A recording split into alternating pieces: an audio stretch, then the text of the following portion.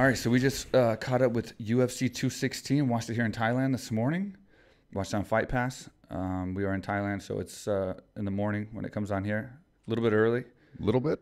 And I know you're not overly thrilled with certain cards, and this was one of the cards that you weren't super excited about. But I think it lived up to. It exceeded my expectations. I mean, Yeah. I personally, you know how I feel about flyweights. Yeah. To me, it's the WNBA of the UFC. You know, just not a. Well, that's your opinion, but Yeah, I mean, I'm just not a huge fan. I'm more intrigued with UFC 217. Obviously, I think that it's a more intriguing card. But that being said, I was very impressed with how this turned out and the way the fights went, and it was pretty exciting. Yeah. And there were a lot of finishes, a couple draws. 2 draws on the same Two card. draws, yeah. Kind of weird. Yeah, so we'll go into the main card just to get through this. First fight being Darush versus Dunham.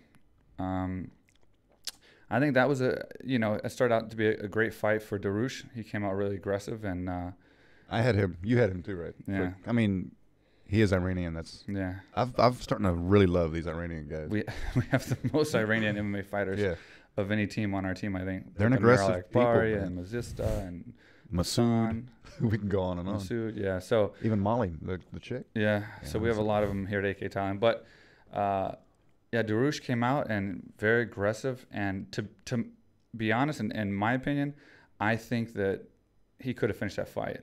He should have. I think after those elbows and when Dunham went down, I think he was out of it. And I think if he had have jumped on him with the right things, be it strikes or maybe caught a submission or something, I think he could have finished the fight. Well, I think he had his back toward the end of the first round. Yeah. And he had his neck, it looked like, but again, what do I know?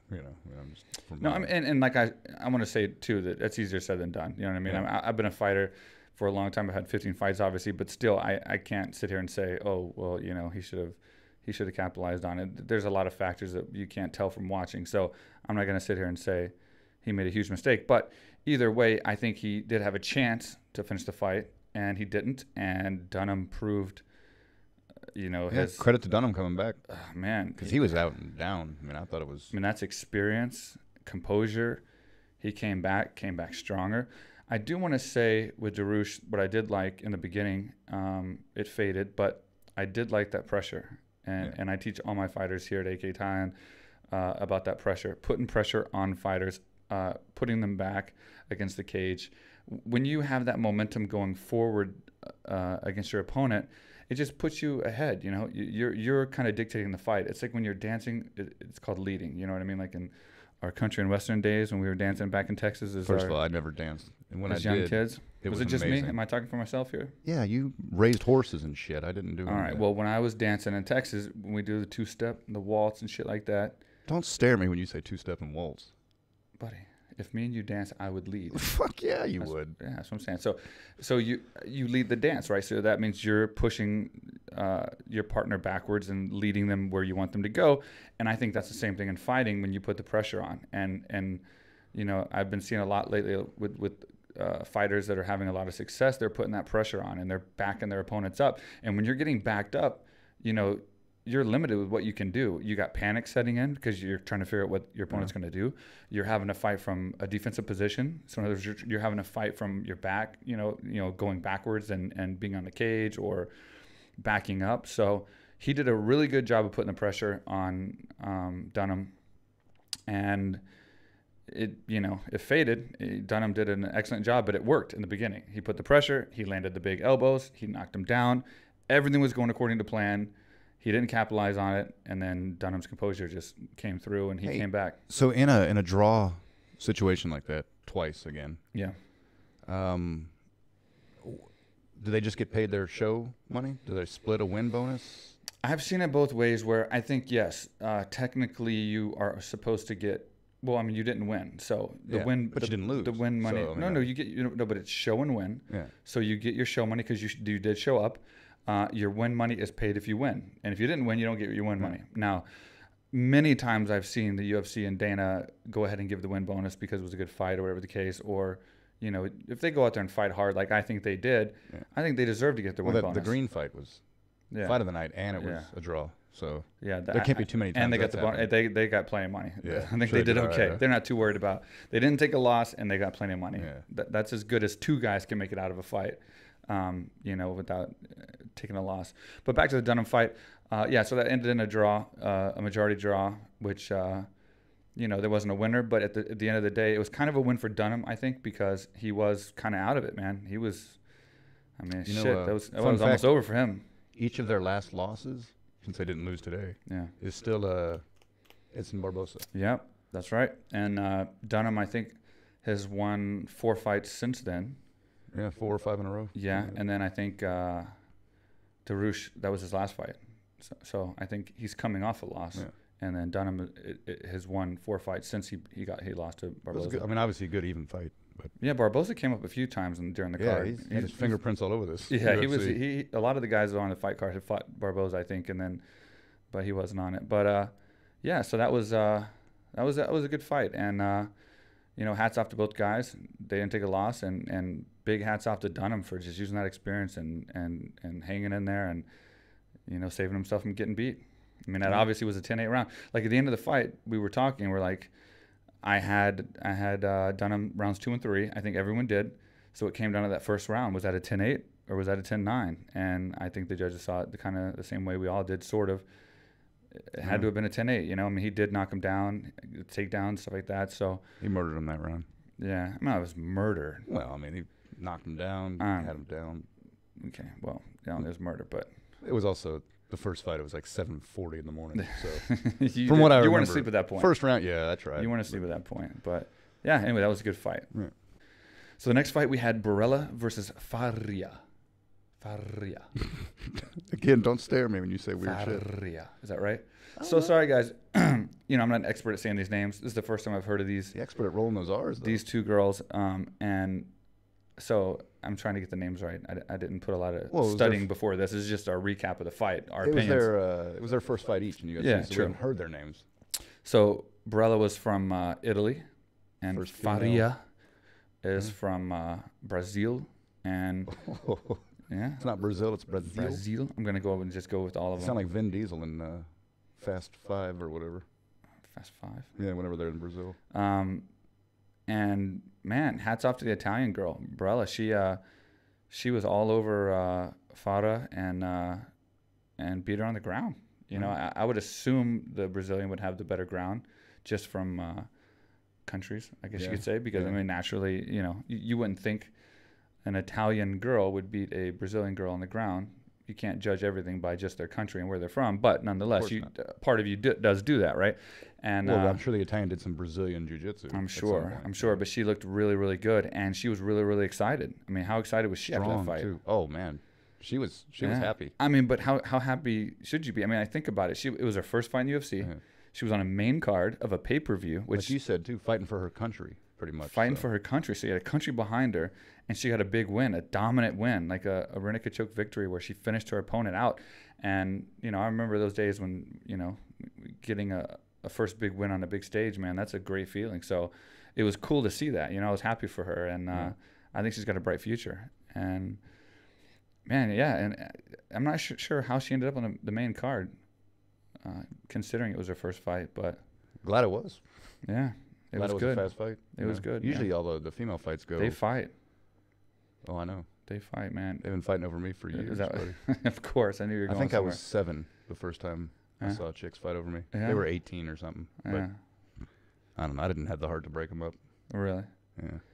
Too bad, man. Too bad. So, it's amazing the evolution of women's MMA from when I first started in '96, fighting MMA, till now. There was a couple girls that fought back then a long time ago, but they would fight each other. I mean, it was like there's like 3 of them, 4 of them. Like how it is here in Thailand. Certain weight divisions, you're always fighting the same ones. It's still, I mean, it's accepted, the female fighters, but it just seems like they keep recycling the same 11, at least here in Phuket.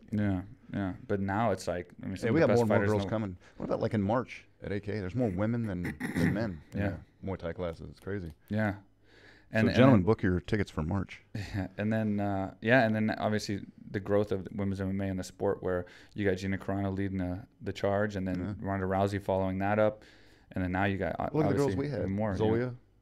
Zoya Frosto, and then Sarah Dialia. They came up here to fight, and Sarah did fight, and then we have Anastasia Yankova, who's a big star from Bellator, on our team here at AKA Thailand. We have, and still in the UFC, you know, you have Cyborg. You know, she's the champion now, UFC champion. Misha Tate was a big star, so it's cool to see the evolution. And I enjoy. Kat Zingano stopped by. Yeah, Kat Zingano came by AK, and you know, weird. You think about how many women there are now. Yeah, and relevant women. Some people are like, you know, hit or miss with the female fighters, like, oh, I don't think they should fight, and some say they should. I've always been a big fan because they fight. You know, it's very rare you see a boring female fight. Yeah. Look at Holly like this Holm. one. You know, know, I feel about Holly Holm. That's your girl. That is. Yeah, you really like her. Girl, but so how excited would you be if we got her on the podcast? I'd lose my shit.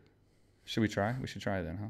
That would be like Christmas for me if you got her on here. Like Well, in studio, I'd do 10 push-ups before she walked in. 10. Yeah, That's like your new record. I'd bulk up a little bit for her. So there was some talk recently of Cyborg. Speaking of Holly Holm, I guess the UFC wanted her to fight Holly Holm, but pay her less than when she fought Evinger or something. So I think the fight's not happening now.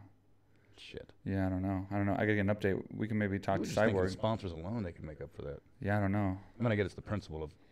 But anyway, we're getting sidetracked. Yeah, but yeah. Borello did a great job. Hats off to her. So first female fighter from Italy to win and fight in the UFC. So and she was excited. So she was pumped. Yeah. So I do want to say, John Anik, I heard you ribbon Daniel Cormier about AK sparring too hard. We're still catching flack on that. I just want to touch on that. I know you're kidding, John. I know you're kidding, man. We're going to have you on the podcast. We just talked recently. But I know you're kidding. But, man, this is MMA and this is fighting. And we've always said this with Dana. And I think Daniel Cormier justified it with Dana as well and responded to him. But this is MMA and fighting, man. And you're talking about one of the most successful teams in the world. And I'm not biased. I'm not just biased.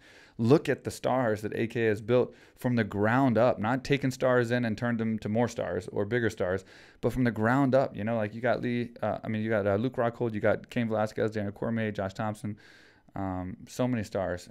And then now with Anastasia not just UFC too, and Amir, even here in Thailand, we're building stars. You know what I mean? Yeah. It's like it's a curriculum, and that curriculum's tough. It's proven. And the crazy thing about it is Javier is doing everything he can to slow down the hard training, the sparring and stuff like that. That's causing the injuries. They're used to it. And it's worse here. It's worse for us, and we're taking less injuries. So you get these guys like Amir Ali Akbari and Masood. They're killing each other in there, and I'm trying my best to stop them from sparring so hard. They will not wear headgear. No, they will not. They will not listen to what we say about anything. As far as the safety precautions. I try so hard, and I just give up on it. Amir won't even look both ways when he walks across the street. Did you know that? Yeah. The guy just doesn't give a shit. So but it's amazing is we don't ever have any injuries at this AKA. It's just AK San Jose is plagued, and I was the worst. Me and Thompson were the two worst guys, to a point where Dana, if we have him on the show, he can confirm this, but when my action figure came out, he told me and made me truly feel that this was going to happen, that he was going to have it injured when it came out. It's nice of him. Yeah. Now, is that an action figure or a doll? It was an action figure. Well, it was kind of a wounded action figure, so it's kind of like a if it doesn't have action figure. But the point is I literally thought for months, because it was on the first series or whatever, and he's like, I'm going to put you on there. You're in there. And I believed him, of course. And I'm like, wow, I'm on the very first, series. And I've only had a couple fights in UFC, or a few, And I'm like, I'm so excited, but I'm like, man, it sucks. Am I going to have like a sling, or is it going to be like crutches? Like, how's it going to work? And it came out, and it took me a while because I was opening it and like testing it. And like, I literally thought something was going to fall off or something was going to happen. And he got me good. So you got me good, Dana. And we get you on the podcast. I'm going to put you on the spot on that. We need to get that action figure on the podcast. We got to put that thing somewhere. Do you have one here? Oh, it is an action figure then, huh? Not a doll. I'm not going to call it a doll. Well, I don't carry them around. No. I mean, I would.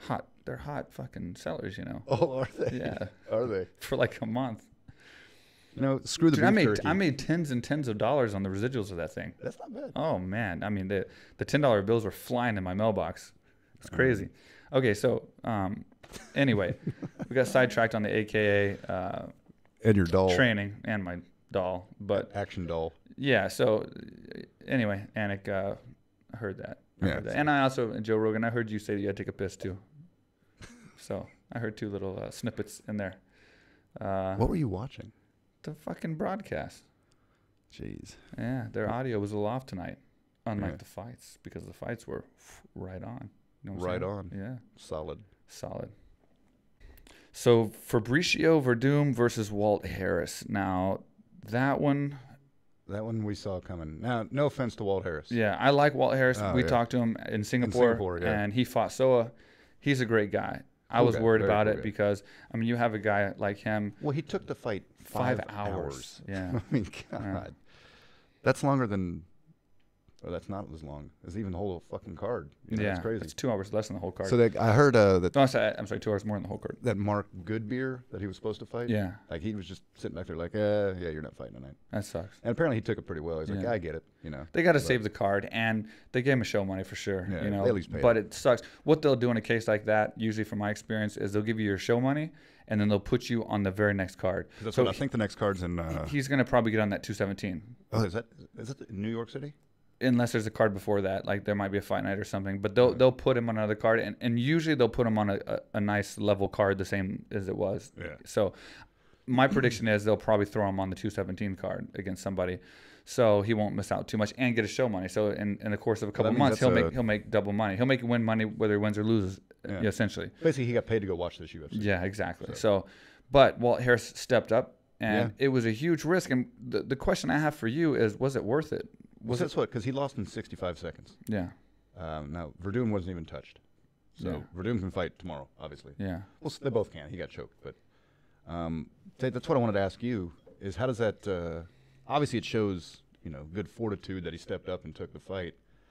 But to lose, I hate to say that bad, that quickly, that shows he's not really ready for that competition. So does that hurt him in the long run? Jeez, making a mess over here. Or you need a moment? I'm okay. Okay. I was drinking Starbucks. Starbucks, the best beverage. No, we're not sponsored by Starbucks. We're not sponsored by anybody. Yeah, I know. But anyway, so here's the deal. But does that hurt his career or help it? Okay, so if he won, that would have helped his career. Had won, I would. So when you here's win, the downside about losing that fight, especially to Verdum, and in that way, he took a huge risk. Now, had he went out there and had a war, that would have helped him. Exactly. Yeah. The fact he lost in 65 seconds and got just completely demolished. It did answer one very significant question, and that question was he isn't ready for top-level competition in the heavyweight division. And the problem is that set him back a little bit. Now, he can get there to that level, but he's going to have to work to it, and that set him back. Where, say, he fought Goodbeer, you said? Good beer. God beer. God beer. I don't know. All beer is good beer. Yeah. So, say he fought him and had a just extraordinary performance and destroyed him, he would have a lot of hype behind him. And they could be saying, okay, on a 2 or 3 fight win streak. He's the next guy coming up, and like, you know, he's getting ready for these top guys. So he would have went that route. And instead he went to a route where it's like, now they're like, okay, he got smoked by Verdum. He's not ready for the big leagues. But how do you say no? You can't. Yeah, exactly. You can't. So it's kind of so hats off to him. win-win. And again, I love Walt Harris. Yeah. And I think he didn't get to show his potential in that fight. We need to get him out here to Thailand. Yeah. He didn't get to show his potential in that fight, and that sucks. Because you can't do much in 60. Well, you had 2 or 3 fights in 60 seconds in the UFC. I was lucky. Get in your back, dude. I was lucky, dude. But thank you. But anyway, so yeah, I think overall that was a tough fight for him. You know, he took it on short notice. I think the UFC is going to look at it like they're going to appreciate him stepping up for sure. But it is going to show that he's not ready for that level of competition. So what they'll do is they'll keep giving him fights and let him grow. A lot of people aren't. You know what I mean? It is. Yeah. We got to look at Fabricio. Another thing about Fabricio is 2 things here. First of all, he is one of the best ground guys in the heavyweight division, arguably, ever. Or maybe not arguably. He is one of the best, and top 2 or 3 in the heavyweight division. Period. He has 5 submissions as a heavyweight. Yeah. And this is just UFC, and then but the record, oddly enough, I guess just because he fought for it, was Frank Mir with 8. Yeah, and then the downside with Walt Harris taking this fight was he was preparing for a striker. And then now he had to fight a guy who, if he took him down, the fight's probably over. And that's exactly what happened. Verdum's ex-champ. It ain't like he's, you know. So it was a tough. I mean, he beat Kane. You know, he beat Kane, and we know how great Kane is. You know, so. Yeah. But either way, long story short, that was a great performance by Fabricio. He proved yet again why he's at the top, and you know, he made quick work of Walt Harris, a guy who we love. But winning a fight like that, and not getting punched. Yeah, that's what I would prefer. Well, when you're one of the best ground guys in the sport, that's what happens, man. I would figure you get something, but in 65 seconds. Yeah. So the next fight, your favorite, you love this division, Demetrius Johnson versus Ray Borg. Now, I will say this. I'm with you on the fact that, like, well, I'm not with you on this fight, but I respect Demetrius Johnson. He is, in my opinion, the greatest fighter in the sport, pound for pound. And he's like the GSP of the now, right? So GSP, when he was fighting and we were all coming up, GSP was the perfect fighter. You know, he was the perfect technician, the perfect he had the full package. Demetrius Johnson is that guy now. Unfortunately for Demetrius Johnson is he doesn't have the it power, the it factor, I guess. Does anybody in the flyweight division have power? Not a lot of guys. See, and I don't know why. I don't really know why, man, because I watched the fight and I am impressed with his technique. I'm impressed with that whole fight.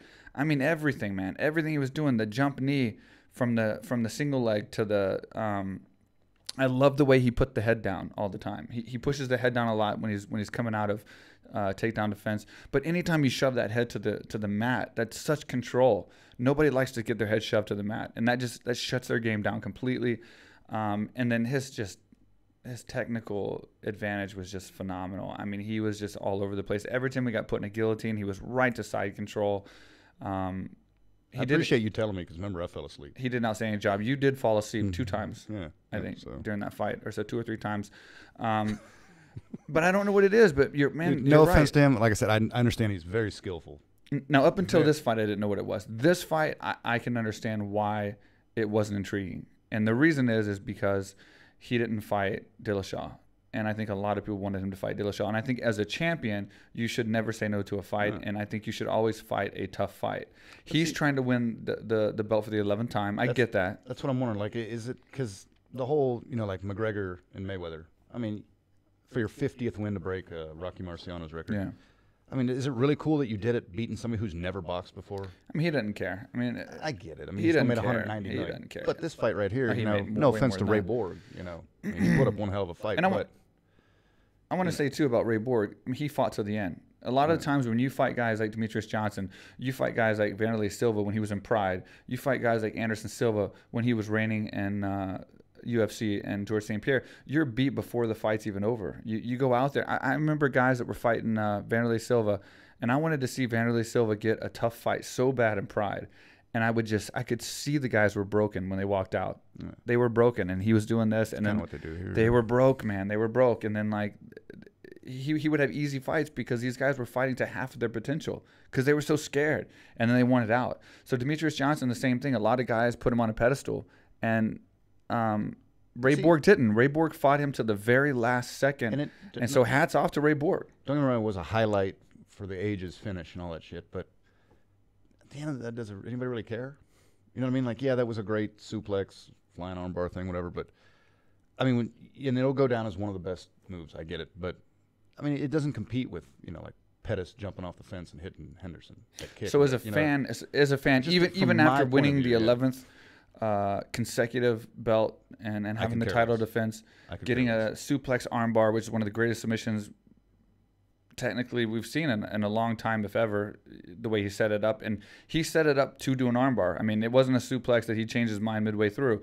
It was set up to do an armbar. It was very creative. It was great, and like when I was in my 20s, being from Houston, the Houston Comets, the WNBA team, won 4 championships in a row.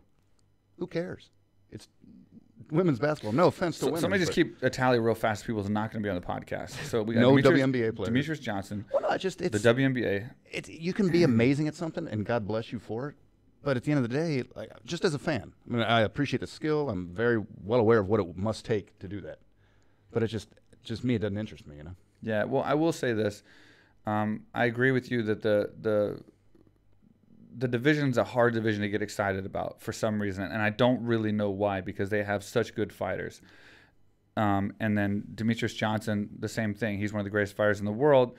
I still am looking forward to watching guys like GSP, Anderson Silva, some of the other fighters that were the greatest fighters in the world that may have taken losses or may have had time off. And like I said, no disrespect to Demetrius or any of the fighters. No, not at all. Or the WNBA. I'm still saying he's a pound for pound greatest fighter. But the thing is, in this fight particularly, what kind of made it a little bit more justifiable in that feeling of not being as intrigued was the fact he didn't fight Dillashaw when he had a chance. Exactly. I think when you're a champion and you're a champion of that level with 10 title defenses, you shouldn't be fighting a guy that's a 7-1 underdog. 7-1. You shouldn't be fighting a guy that's a 7-1 underdog. You should be fighting a challenge. Underdog versus Mighty Mouse? Yeah. Cartoon? Yeah, but I'm just saying you should be fighting a challenge every time, or at least something close. 7-1 underdog. No offense to Ray Borg. Again, he fought his heart out. He fought super hard, but that shouldn't happen. You shouldn't fight a guy 7-1 underdog when you're that level. And he was looking to get that 11th belt, and so he's going to take a hit for that from the fans, even though he did a phenomenal thing. He made history, and he did it in a way in the 5th round that was like phenomenal. I mean, he didn't give up and then try to get a decision, take an easy win. He went for it the whole time. 4th round. Was it 4th round? Yeah. Sorry. 4th round, 4 minutes.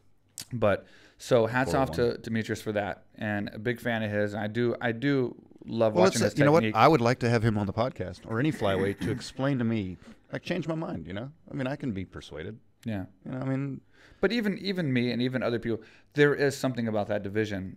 It's hard to get excited about until Conor McGregor came along. The lighter the fighters, the harder it was to get excited about him. And then you got Dillashaw versus Cody Garbrandt, who are not as big of fighters, but man, I'm super excited for that fight. There's a lot of personality there too. I'm super excited about that fight. I love Cody, man. I love Cody. He's a great fighter. He's an awesome fighter, great person. Love him. And he's a smaller guy, and Dillashaw, I think, is a mean guy too, and I think they have that bad blood, so I think that's going to be a good fight as well. So anyway, Demetrius Johnson beats Ray Borg by crazy suplex armbar, which is going to be in every highlight video for the next 10 years. And you at least saw that. You weren't asleep for that part. Yeah, thanks for waking me up for that. No problem. Yeah, I mean, hey, what can I do? Yeah. So that brings us to our main event, Tony Ferguson versus Kevin Lee. Now, this was a fight that was intriguing because of the build-up, and I think they did a phenomenal job of building the fight. These are two fighters that, were next in line, and they did an outstanding job building the fight up, and they fought pretty hard. I mean, it was a pretty good fight. I mean, me personally, 2 things bother me about those guys. Okay. If you're going to talk so much shit and say how much you hate somebody and all that stuff, don't go in there and start hugging them as soon as you see each other. And, I mean, I just, I like a good hatred. If you really hate the guy, then hate him. You like a good hatred. Yeah. There's nothing wrong with that. You're healthy. I mean, it's like Tyson generally hated pretty much everybody he fought. And you wouldn't see him hugging him afterwards. Okay, so I have to say from experience, here's the deal. When you fight somebody and you put on the line and you're getting beat up and beating the other guy up and blood's everywhere and you go through war, it does bring you closer to that guy. So I can kind of understand post-fight giving each other a hug and putting the bad stuff behind you. But what I don't like is the whole hugging and shaking hands a million times. And who used to do that really bad was Rich Franklin. And that used to bother me so much. He was always hugging guys and shaking their hands during the fight. And it's like during the fight. I know you don't mind hugging guys. During the fight, you don't mind hugging guys. But I'm talking about during the fight. But during the fight, you should fight. And then after the fight, so be it, whatever. You know what? I guess my thing is, yes, I see the whole, even when Cormier and Jones, the whole, I respect them. But they're not going to go out and have dinner together. No, but even after that fight, it wasn't overly done with hugs and stuff. They just respect each other. Yeah. Oh, no, I fully respect him. He's up there. He's my ex-teammate, blah, blah, blah. Well, then just say that shit from the beginning. I get it. You're trying to sell tickets. I guess just as a fan, we hate that. I mean, because McGregor does it so well, and Chael Sonnen, their shit talking is legit. I mean, they genuinely hate the people that they fight. And it just, I hate to say it, even the Diaz guys, but I don't know, man. That's who we got to get on the podcast. I think that'd be really hard, but we got to get those guys. I'd love to have Nick or Nate on there. I mean, yeah, I'd listen to them, but I'd like to get them in here. That'd be more fun. Better, yeah. Then hang out with them afterwards. Oh, definitely in Thailand. Yeah. That'd be hilarious. That'd be great. We have a great time. I get deported again. But anyway, going back to that fight. Well, hold on. The second thing I hate about is men who wear sunglasses inside. Come on, both you guys. Wasn't Kevin Lee making fun of him for that? And at the post-fight press conference, he was wearing sunglasses too.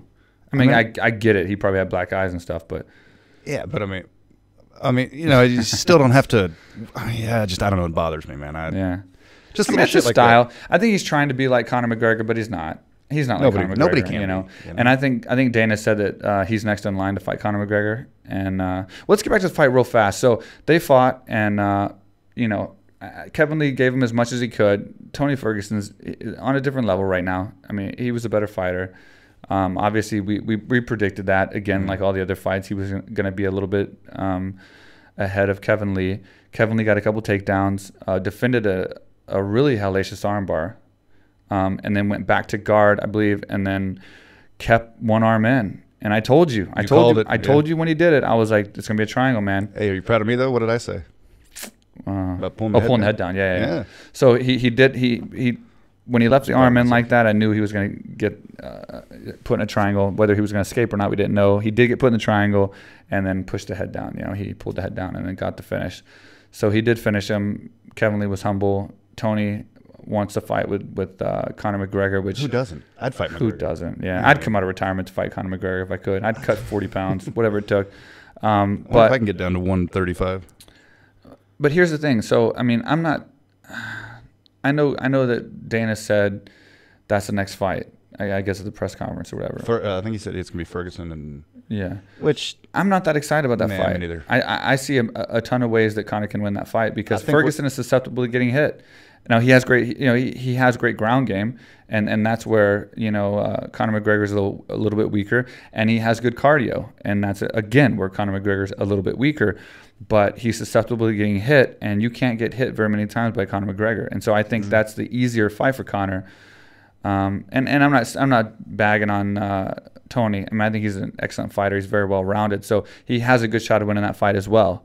But I would much rather see the Nate Diaz fight just for the entertainment value, because you know the buildup of that's going to be insane, and the fight's going to be insane. They're going to be talking shit and flipping each other off. And we've seen that already twice. You know, like, that's true. But it's one of those fights you could watch a few times. The Paul fight, I think we should just let that guy go. I think that guy got his 15 minutes. I didn't know who he was before that. Nobody did. I barely know who he is now, except for the guy who just keeps talking shit to Conor and got beat up in the training room. I think we should let that guy go. He shouldn't make $50 million because he got beat up by Conor in the training room, apparently. I think it showed that he doesn't belong in the boxing ring. Yeah. I don't think anybody would buy that shit. And you know, the funny thing about that is people say, oh, well, he says, that's the editing, and they use multiple rounds, and they did all this camera work and all that. But let me just tell you something from experience, from training at AKA and sparring rounds. When I've been in a round and looked like that, for that one frame they showed each time, a couple of those frames, when I've looked like that during a sparring session, I fucking lost. I didn't come back from that. You know what I mean? Yeah. When you're flopping around the ring and running away and like getting hit and looking like shit, you don't come back from that, especially when the other guy's fresh like Conor was.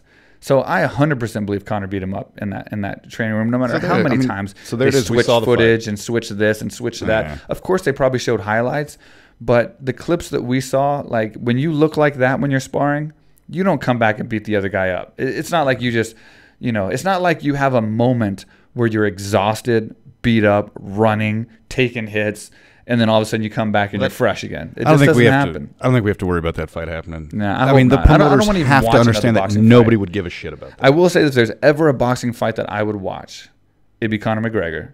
But I don't want to. I don't want to see him box again. But then the other question is... I don't even know. Even if you fought him, I don't think I'd watch. The other question is, though, is he going to come back to MMA and give up the amount of money? Because to fight Paulie, he'd probably make $50 million. And to fight Nate Diaz, he'll probably get 20. Well, I mean, he made such a big deal about him being the first two-time at the same time holding belts and shit or whatever. But he already did it. Yeah, but he's done everything you can defend one of them. But he doesn't have to. He's done everything that you need to do in MMA. I think if it's and now it's about the money. Now he has to defend it. No, it's not. It's about money, bro. Money it's about money. You always need money. Yeah, but he'll never be able to make. I mean, he could fight another 15 years in MMA and never make as much as he did off that fight. No, he could. I mean, yeah, if you add it all up. Here's how he does it. He fights Paulie. He beats Paulie. If he beats Paulie, he'll make 50 maybe or something, whatever the case. And then he gets a fight with Triple G or Canelo. And, like, I don't see a way he's going to win that fight. But if he got that fight, that's another 100 million. They didn't even sell out when he fought McGregor. I mean, Mayweather. Well, it's because they were $3,000 a ticket. They still made $80 million on the gate. Yeah, I mean, but I just don't. I mean, if that many people didn't give a shit, and that was the biggest fight in combat sports history, It's a joke, man. Nobody's going to go to this shit. I don't want to watch another boxing fight. I think Cormier and will when he show fought up. Mayweather, I couldn't even bear the prelims getting into that. Did I And fall no asleep offense to the during- boxers. We but fell it's- asleep during the prelims. I know that for a fact. yeah, no offense to the boxers, but it's like when you watch MMA and you've been into MMA and that's your thing, and I'm a fan now. I'm not a fighter.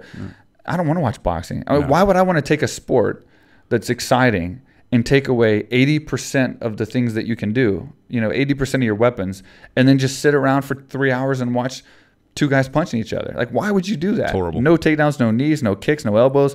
Like, that's ridiculous. I'd rather watch the Muay Thai that we watch on the weekends every weekend here with our guys fighting down at the stadiums. Like, that's more entertaining to me than boxing by far. There's like at least the a lower kick in level. there.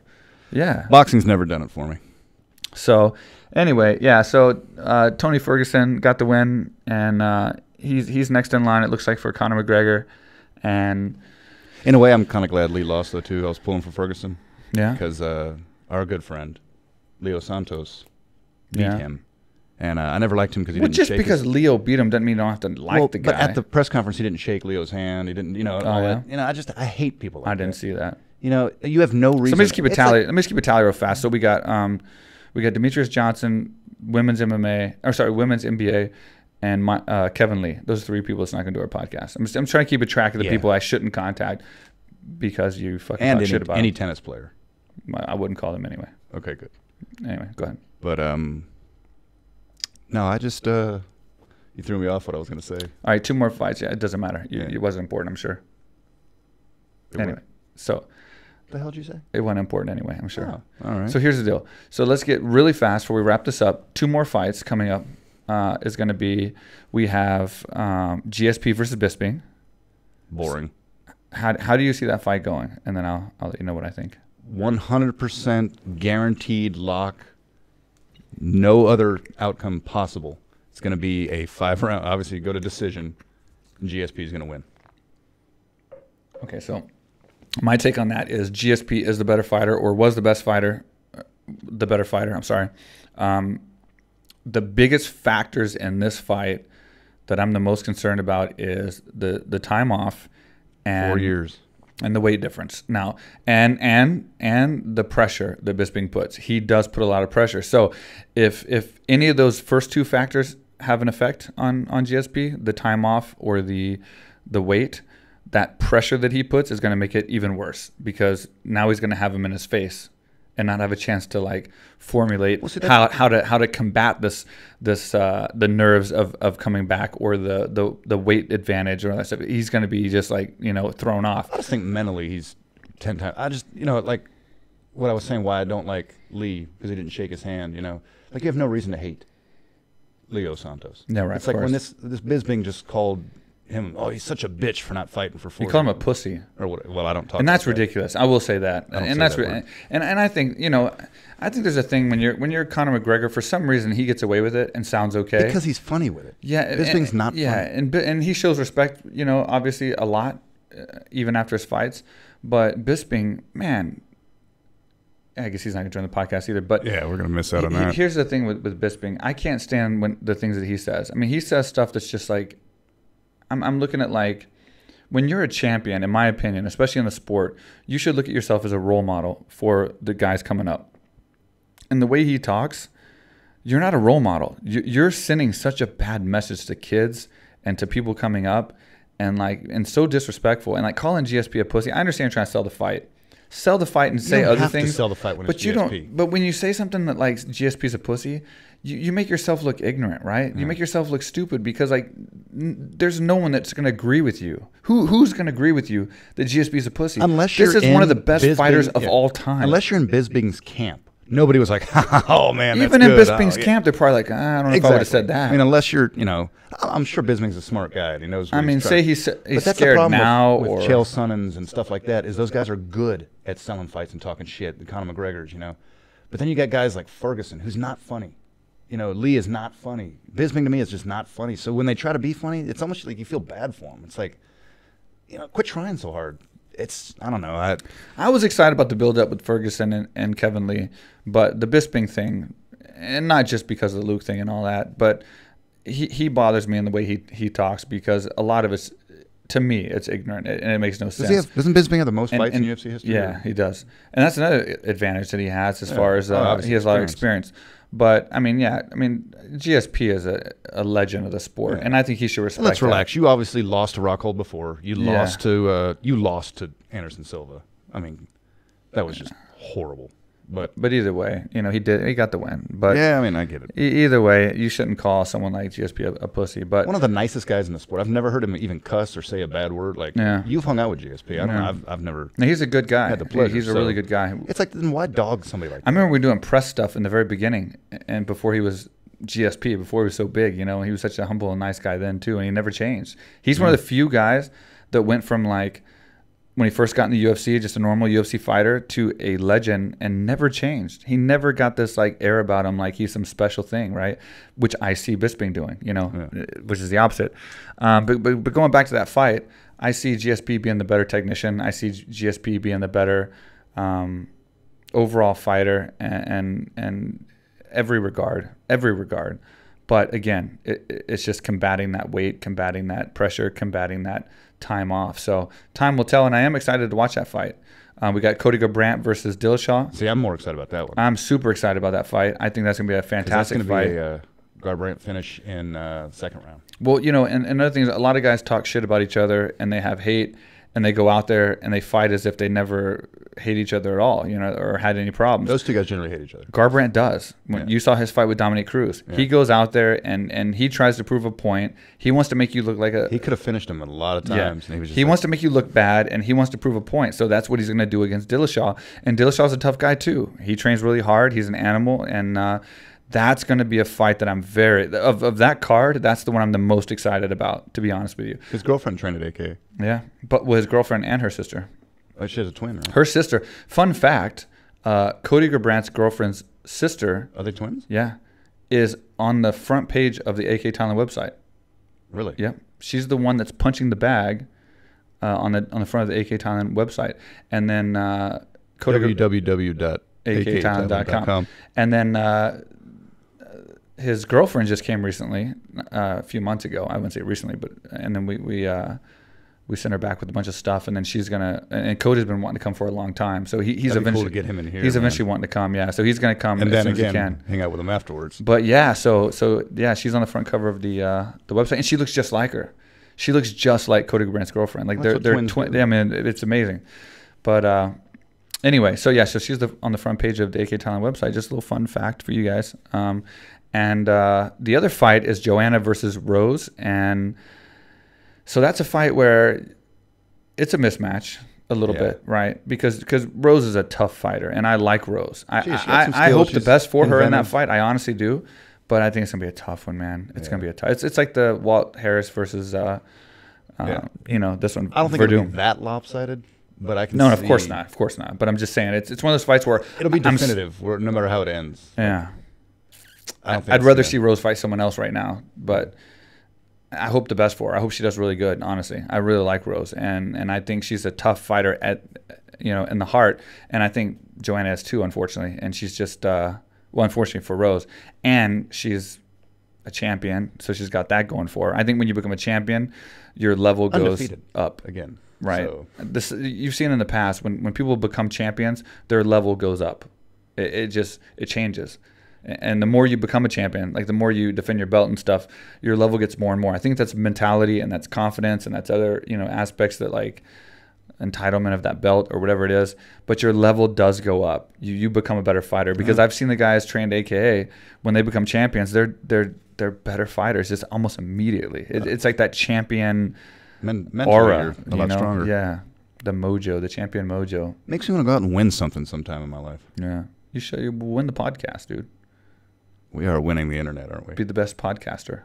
Dude, we're fucking close to me getting choked out. Yeah, so we wrap those fights up, and we want to thank the viewers for watching the podcast and supporting us and leaving comments. Dude, the comments. And God, okay, guys. I literally have about 22 pounds of beef jerky now. Please stop sending the beef jerky. Yeah, we do have a lot of beef jerky. Cheez-Its now, if you can find Cheez-Its. Cheez-Its. You're asking for Cheez-Its on the podcast. I'm just throwing it out there. Okay, guys. I'm telling them to stop sending the beef jerky. Anyway, so we're at 960 plus subscribers, which means we're less than 40 away from you getting choked out. You promised I'd be able to choke you out for the very first time and show everybody what it's like for you to get choked out. And that's going to happen within the next couple of days, buddy. I hate to break it to you, but we're getting a lot of subscribers fast and on YouTube. And at 50,000 subscribers, which we're 1/50th of the way almost, you're going to have to take a fight in a Thai stadium.